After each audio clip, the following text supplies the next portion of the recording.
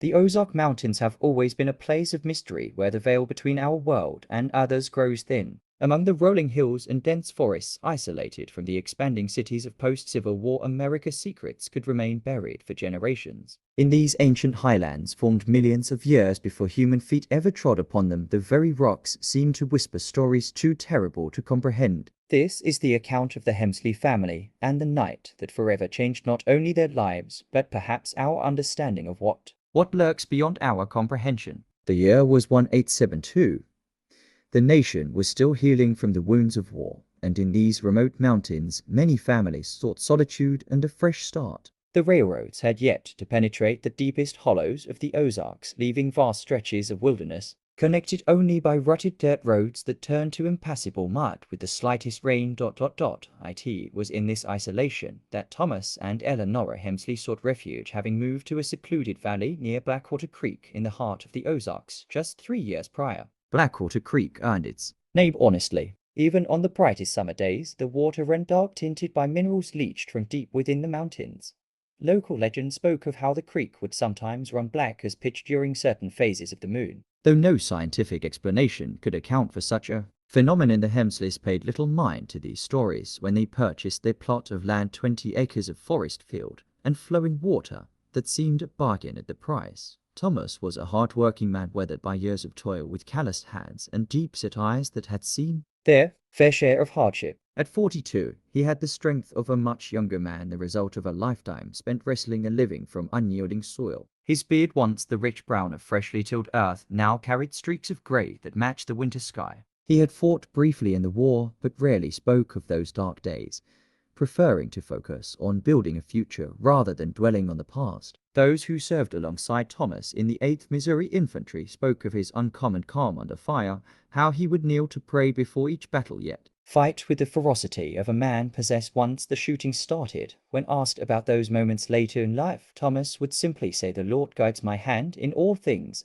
and turned the conversation elsewhere. Eleanor, 7 years his junior, possessed a quiet resilience that complemented her husband's stubborn determination. With auburn hair often tucked beneath a simple bonnet and eyes the color of autumn leaves, she was known in the scattered community for her knowledge of herbs and remedies. Some whispered she had a gift, a touch of the sight that allowed her to heal ailments that confounded the region's few physicians. Her hands were never still, always preparing tinctures, drying herbs, or crafting the intricate quilts that adorned every bed in their home. Eleanor had been raised in a family where such knowledge was passed from mother to daughter for gene. Her grandmother had been known as a granny woman in the hills of eastern Tennessee, delivering babies and treating everything from croup to consumption with poultices and teas brewed from plants most folks considered weeds. When Eleanor married Thomas and moved west, she brought with her a leather-bound journal filled with these recipes and remedies, the margins annotated with observations spanning back to before the Revolutionary War. The couple had tried for years to have children,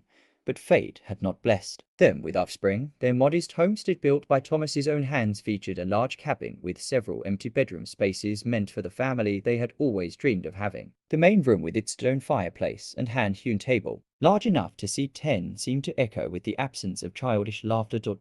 In the first year after their marriage, the lack of children had been a minor disappointment. By the 5th year, it had become a weight Eleanor carried silently, offering extra prayers each Sunday, consulting her grandmother's journal for fertility tonics, even visiting a midwife in Springfield who claimed to have special knowledge of such matters. Nothing worked. "The Lord works in mysterious ways," Eleanor would say when neighbors, meaning well but lacking tact, inquired about their childless state. "When he sees fit to bless us, we shall be ready." The words became a mantra, repeated so often that even Thomas sometimes wondered if she still believed them herself. Their property stretched across 20 acres of varied terrain, fields for crops, patches of forest rich with game, and a small orchard that Thomas had painstakingly cultivated. Each spring he would inspect every tree, pruning dead branches, checking for signs of blight or insect infestation. The apple and pear trees were his particular pride, grafted from cuttings he traveled 3 days to obtain from a renowned orchardist. In northern Arkansas, a stream branching off from Blackwater Creek provided fresh water year-round, its course running close enough to the cabin that Eleanor need not walk far to fill her buckets. Thomas had constructed a clever system of wooden gutters to channel rainwater from the roof into barrels positioned at each corner of the cabin, ensuring they were never without water, even in the driest months. By all accounts, it should have been idyllic. The land was fertile.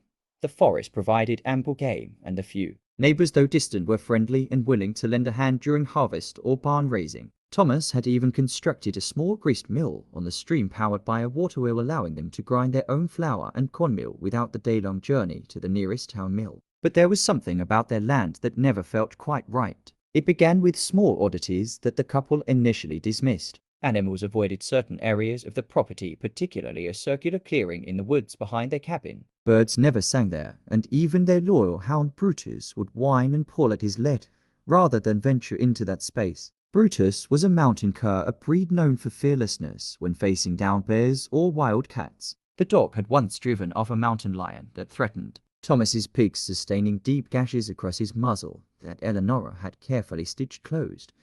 Yet this same fearless animal would tremble and howl if Thomas tried to let him into the clearing, straining against his rope collar until his eyes bulged and spittle flew from his jaws. Then there were the sounds at night, whispers that seemed to rise from the earth itself, carrying on the wind, but in no language Thomas or Eleanor could identify. Sometimes Eleanor would wake to find Thomas standing at the window, rifle in hand, peering into the darkness. Just the wind in the trees, he would assure her, though his white-knuckled grip on his weapon told a different story. The neighboring families, the Prestons to the east and the Wilsons to the west, each living several miles away, had their own tales of strangeness in the region. Jeremiah Preston, a stout red-faced man who raised hogs and distilled corn liquor of remarkable potency, claimed to have seen lights hovering above the forest on moonless nights like fireflies the size of dinner plates. He told Thomas during one of their regular Sunday visits, "Moving too deliberate to be natural. Not like anything God put on this earth." That's certain. Martha Wilson, whose husband Jacob ran a small sawmill on their property, swore that sometimes when drawing water from her well, she could hear children laughing from deep below the earth. Not like regular children, she had confided to Eleanor after church services, her voice dropping to a whisper, though no one stood near enough to overhear. "It's like they're laughing at something terrible, something that would make a grown person weep. This land was sacred to the tribes that lived here before." Old Samuel Thatcher, whose family had been in the Ozarks for 3 generations, told Thomas one Sunday after church services. Samuel was nearly 80, his back bent like a bow from decades of hard labor, but his mind remained sharp as a new honed axe. "My grandpappy said they wouldn't settle in certain valleys. Said the ground was thin there, that things could pass through from the other side." What things? Thomas had asked more out of politeness than genuine interest. Samuel had shrugged his bony shoulders. "Spirits, maybe, or something worse." The old Cherokee medicine man who taught my grandpappy about local plants told him there are spaces between our world and others. Most times those spaces stay separate, but sometimes he trailed of gnarled fingers worrying at the brim of his Sunday hat. Sometimes the spaces bleed into each other like water seeping through a poorly corked boat. Things get through, hungry things. Thomas, a practical man who put his faith in what he could touch and see, would nod politely at such tales, but give them little credence. He attributed the animal behavior to some natural feature, perhaps a mineral deposit that gave off an odor imperceptible to humans, but offensive to beasts.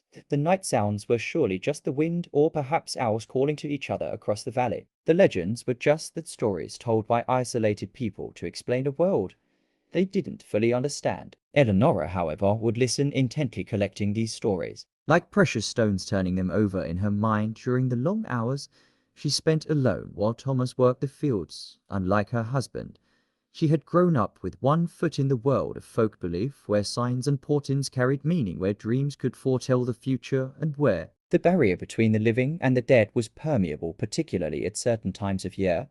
Her grandmother had taught her that Midsummer's Eve and All Hallows' Eve were times when the veil grew thin, when one should be particularly careful about traveling alone after dark. Eleanor had always observed the old customs, placing iron above doors, gathering salt across thresholds, never thanking the fair folk for fear of being in their debt. Thomas gently teased her for these superstitions, but Eleanor noticed he never removed the iron horseshoe she'd hung above their cabin door.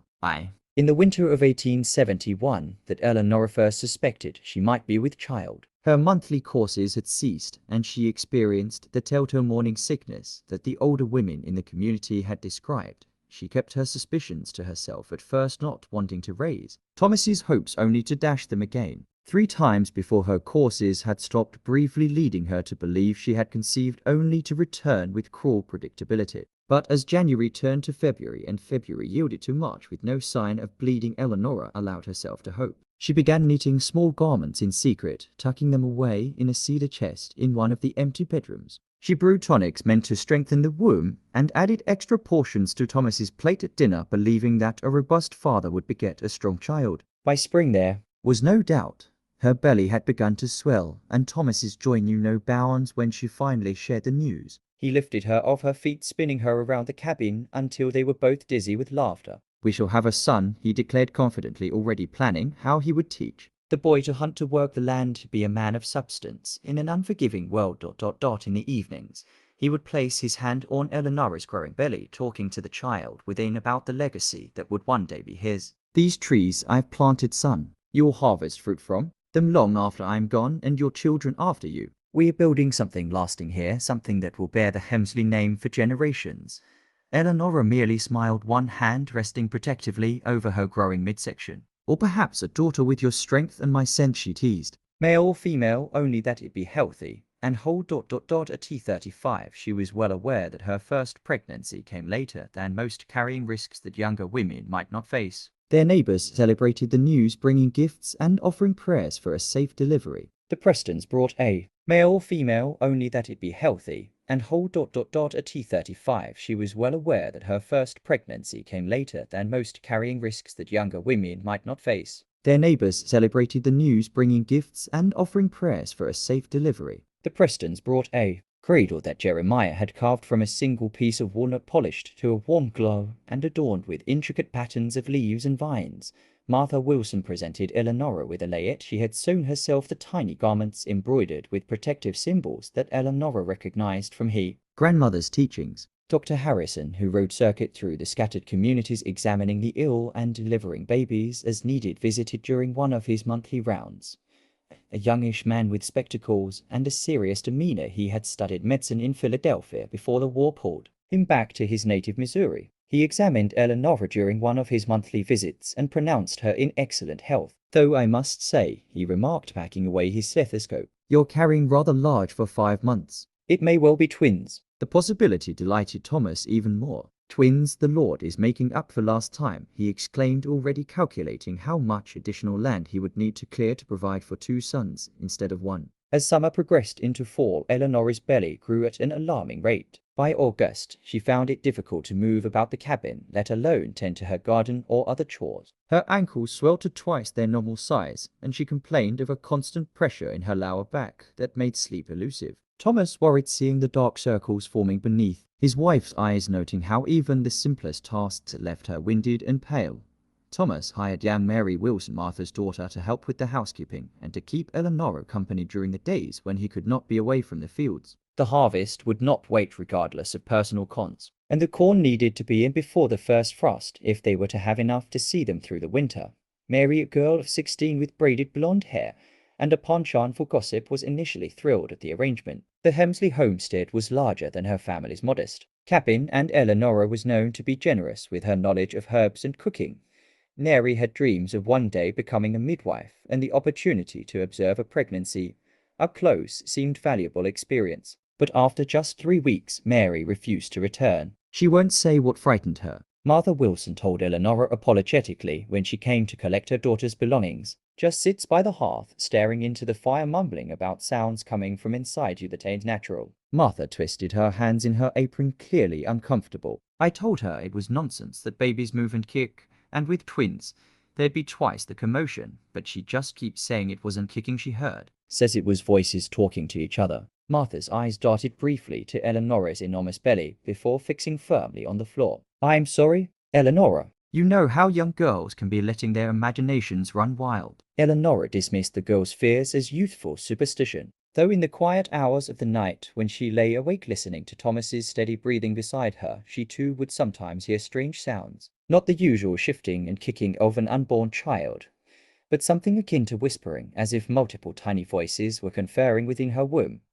She told herself it was merely the sound of her own blood rushing through the vessels that nourished the growing life inside her. Dr. Harrison had explained how a woman's blood volume increases during pregnancy, how one might sometimes hear the whoosh of it in one's ears. That was all. It was a natural phenomenon with a rational explanation. yet sometimes in the liminal space between wakefulness and sleep, Eleanor could almost make out words in that, whispering fragments of sentences in a language that seemed both utterly foreign and strangely familiar, as if she had once known it, but had forgotten over the course of her life. Soon, the whispers seemed to say the doorway opened soon. By September, Eleanor could no longer leave her bed. Her belly had grown to such proportions that Thomas feared the skin might tear. Dark veins ran across the stretched surface like rivers on a map of some alien territory. Her navel, once a neat indentation, had been pushed outward into a protrusion the size of a thimble. The skin around it had taken on a purplish hue as if bruised from within. Most disturbing to Thomas were the movements visible beneath that taut skin. Not the gentle rippling one might expect from an unborn child stretching or hiccuping, but coordinated patterns that reminded him of a school of fish he had once seen moving in perfect unison through the clear waters of a mountain lake. Sometimes he could see what looked like handprints pressing outward too many and too small to belong to. Twin. By a concerned Thomas examined her with growing alarm. He pressed his stethoscope to various points on Eleanor's abdomen, his expression growing more troubled with each position. "I'm detecting multiple heartbeats," he said, removing the instrument from his ears and regarding Eleanor with a mixture of scientific curiosity and human concern. Far more than would be expected with twins. How many, Thomas demanded, his own heart racing with fear and a strange reluctant excitement. Dr. Harrison shook his head, unwilling to commit to a number. "It's difficult to be precise. The sounds overlap, but certainly more than two. Possibly as many," as he trailed off, apparently reconsidering what he had been about to say. As many as what Dr. Eleanor asked, her voice surprisingly calm, almost resigned, as if she had been expecting this revelation. "I've delivered hundreds of babies in my 30 years of practice," he confided to Thomas on the porch, voice low to prevent Eleanor from overhearing. "And I've never seen anything like this. She's carrying far more than twins, perhaps even quadruplets, though such a thing is exceedingly rare. I'm concerned about the delivery. The human body isn't designed to bear such a burden. You should prepare yourself, Thomas." The doctor left a bottle of laudanum for Eleanor's pain and promised to return in 2 weeks. Sooner if possible, he added, though all three of them knew the mountain roads and the demands of other patients made such a promise tenuous at best. The mountains were unpredictable in autumn, with sudden storms that could wash out the crude roads for days. Thomas prayed the weather would hold when Eleanor's time came. After the doctor's departure, Thomas sat beside Eleanor's bed, holding her hand as the afternoon light filtered through the cabin's small windows, casting long shadows across the plank floor. "Are you afraid?" he asked, studying her face for signs of the terror that gripped his own heart. Eleanor considered the question, her free hand moving in slow circles over the mound of her belly. "Not for myself," she said finally, "but for them, for what they might face in this world." Them Eleanor's eyes, when they met his, held a knowledge that sent a chill through Thomas's body, despite the warmth of the late September day. "Our children, Thomas, all of them." Eleanor's condition continued to worsen. Her skin took on a greyish pallor, and dark circles formed beneath her once bright eyes. Her hair, which Thomas had always admired for its luster, became dull and brittle, falling out in clumps when she attempted to brush it. She developed an insatiable thirst, draining cup after cup of water, yet complaining that her mouth always felt dry as cotton. More disturbing were the changes in her behavior. She began speaking to her swollen belly in hushed tones when she thought Thomas wasn't listening. Not the sweet nothings of an expectant mother, but urgent, fearful whispers. "Please," he once overheard her pleading. "Wait until the doctor comes. I cannot contain you all much longer." On another occasion, he found her sitting upright in bed at midnight, both hands pressed against the sides of her belly, as if trying to hold something in place. "They're restless tonight," he said, not looking at Thomas, but addressing the darkness beyond the window. "The alignment approaches. They sense it." When confronted, Eleanor claimed to have no memory of these one-sided conversations. "The laudanum makes my mind wander," she would explain with a wan smile that never reached her eyes. "You mustn't worry so, Thomas. All will be well when they arrive." That they troubled Thomas deeply. Not he or she, or even the babies, but they spoken with an inflection that suggested something beyond simple plurality, something almost reverential. Thomas, desperate to help his suffering wife, rode to the neighboring Shawnee settlement, seeking the wisdom of their medicine woman, Laughing Water. The tribes had been pushed further west over the decades, but a small community remained, living in uneasy coexistence with the white settlers who now populated land that had once been theirs alone. The journey took the better part of a day, Thomas pushing his horse harder than was wise on the treacherous mountain paths. The Shawnee settlement lay in a hidden valley, accessible only by a narrow pass that most white settlers either didn't know about or deliberately avoided. Relations between the indigenous people and the newcomers remained strained, though open conflict had largely ceased following the war. Thomas had traded with the Shawnee occasionally, bartering his orchard's fruit for their finely tanned deer skins and intricately beaded moccasins. He had always dealt fairly with them, neither cheating nor being cheated, and had built a cautious respect with their chief gray fox. It was this relationship that gave him the courage to approach their sacred medicine woman, something few white men would dare.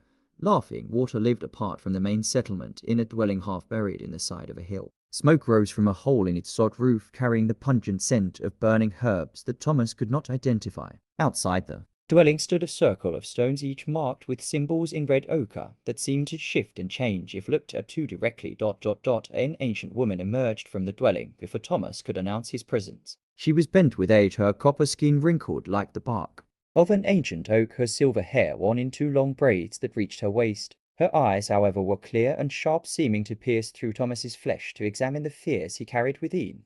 "I have been expecting you, Thomas Hemsley," she said in careful English. "The stone spoke of your coming 3 nights past." Thomas, too concerned for Eleanor to question this statement, dismounted and approached the old woman with his hat in his hands. "My wife is unwell," he began, "her pregnancy." "I know why you have come." Laughing Water interrupted, motioning for him to follow her into the dwelling. "The signs have been clear to those with eyes to see them. The old ones stir beneath the hollow mountain. They seek the way back." Inside the dwelling was larger than it appeared from without.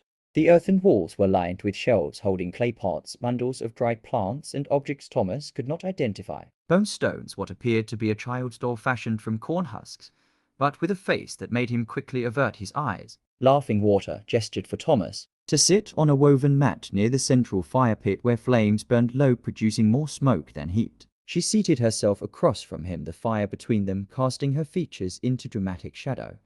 "Tell me of your wife's condition," she commanded, dropping a handful of something into the fire that made the flames briefly flare blue. Thomas described Eleanor's symptoms in detail: the excessive growth of her belly, the strange movements within her, altered behavior and speech. He spoke of the doctor's confusion, the multiple heartbeats, the whispers he sometimes heard from her womb in the dead of night. Laughing Water listened to Thomas's description of Eleanor's condition without interruption, her withered face impassive. When he finished, she nodded gravely, as if his words had merely confirmed what she already knew.